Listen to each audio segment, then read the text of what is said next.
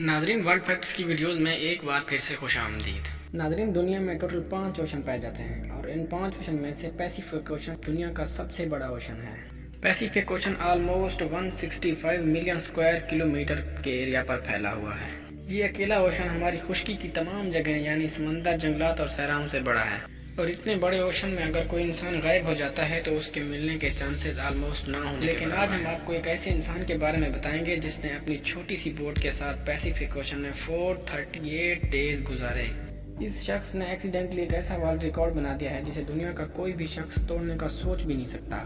سمندر میں سب سے زیادہ دن گزارنے کا یہ ریکارڈ جو سلواڈور الورینگا نے بنایا تھا۔ اس نے پیسیفک اوشن میں 438 ڈیز گزارے، وہ بھی اپنی ایک چھوٹی سی بوٹ پر۔ یہ بات ہے 2012 کی، جب میکسیکو کے ایک چھوٹے سے شہر کوسٹا ازول میں جوس نام کا ایک مچھیرا رہتا تھا۔ 17 نومبر 2012 کے دن جوس اپنے ایک ساتھی کے ساتھ فشنگ کرنے کے لیے ایک چھوٹی سی بوٹ پر روانہ ہوا۔ ان کا پلان تھا کہ وہ سمندر میں صرف 30 گھنٹے گزاریں گے، اسی وجہ سے وہ زیادہ سامان بھی ساتھ لے کر نہیں گئے۔ وہ جب میکسیکو کے شہر سے 120 کلومیٹر دور گئے اور شکار کرنے لگے تو عین اسی دوران ایک سمندری طوفان وہاں آن پہنچا۔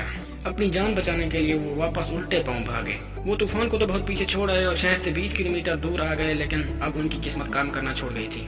ساحل سے 20 کلومیٹر کی دوری پر ان کا انجن کام کرنا چھوڑ گیا۔ ان کے پاس موجود ریڈیو کی مدد سے انہوں نے اپنے باس کو اپنی لوکیشن بھیجی، لیکن کوئی خاص فائدہ نہ ہوا۔ اس کے بعد جو ہوا ان کو اس بات کا یقین بالکل نہیں تھا۔ تیز ہواؤں نے جو اس کی بوٹ کو ساحل کے بجائے واپس سمندر میں دھکیلنا شروع کر دیا اور ان کی بوٹ کو ساحل سے 450 کلومیٹر دور دھکیل دیا۔ جوس اور اس کا ساتھی اب سمندر کے ایک ایسے حصے میں پہنچ چکے تھے جہاں ہر ڈائریکشن میں پانی ہی پانی نظر آ رہا تھا اور ساحل کا کوئی نام و نشان تک نہ تھا۔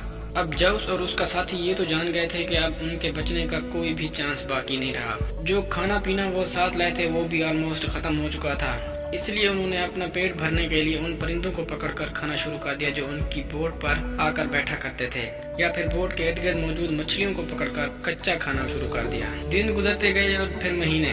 وہ دونوں جس تکلیف سے گزر رہے تھے اس کے بارے میں کوئی امیجن بھی نہیں کر سکتا۔ آخرکار جو اس کا ساتھی یہ تکلیف برداشت نہ کر سکا اور اس میں سمندر میں کود کر جان دے دی۔ اب اس چھوٹی سی بوٹ پر جو اس کے ساتھ بات کرنے والا بھی کوئی نہیں تھا۔ اب جو سمندر کے ایک ایسے حصے میں پہنچ چکا تھا جسے دنیا کا خاموش ترین حصہ مانا جاتا ہے، یہاں تک کہ اس جگہ سے کارگو شپ بھی کبھی کبھار گزرتے ہیں۔ میکسیکو کے ساحل کو چھوڑے ہوئے 6 منتھ گزر چکے تھے اور اس دوران جوس اپنا ساتھی بھی کھو چکا تھا، اور یہ وہ وقت تھا جب جوس کی زندگی کی امید ایک بار پھر سے جاگ اٹھی۔ اس وقت جوس نے ایک بڑے کارگو کو اپنی طرف آتے ہوئے دیکھا۔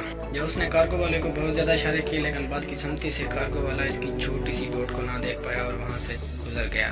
اب جوس کی زندگی کی آخری امید بھی لگ بھگ ختم ہو چکی تھی۔ 11 مہینوں کے بعد جوس اپنی ایک چھوٹی سی بوٹ پر 8000 کلومیٹر ٹریول کر چکا تھا اور اس دوران جوس کے کپڑے تک بھی پھٹ چکے تھے۔ آخر کار 14 مہینوں کے بعد وہ وقت آ ہی گیا جب جوس پر اس کی قسمت مہربان ہوئی۔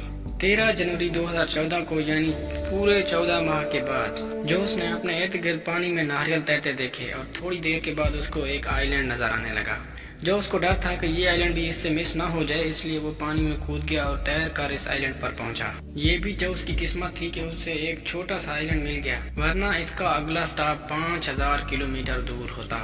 اس چھوٹے سے آئی لینڈ پر جوس 14 مہینوں کے بعد پہلی بار کسی انسان سے ملا۔ اس آئی لینڈ سے جوس کو اپنے گھر بھیجا گیا، جہاں پہنچتے ہی ایک اور مصیبت اس کا انتظار کر رہی تھی۔ گھر پہنچنے پر جوس نے 438 ڈیز کے نام سے ایک بک پبلش کی، جس کے بعد جوس پر اپنے ہی ساتھی کو مارنے کا الزام لگا کر کیس کر دیا گیا۔ تو ناظرین، کیسی لگی آپ کو ہماری یہ ویڈیو؟ کمنٹ باکس میں ضرور بتانا، اور اگر آپ ہمارے ساتھ بنے رہنا چاہتے ہیں تو سبسکرائب کیجیے ہمارے یوٹیوب چینل ورلڈ فیکٹس کو، نوٹیفیکیشن بیل کو آل پہ کر دیں تاکہ آپ دیکھ سکیں ہماری نیکسٹ اپلوڈ سب سے پہلے۔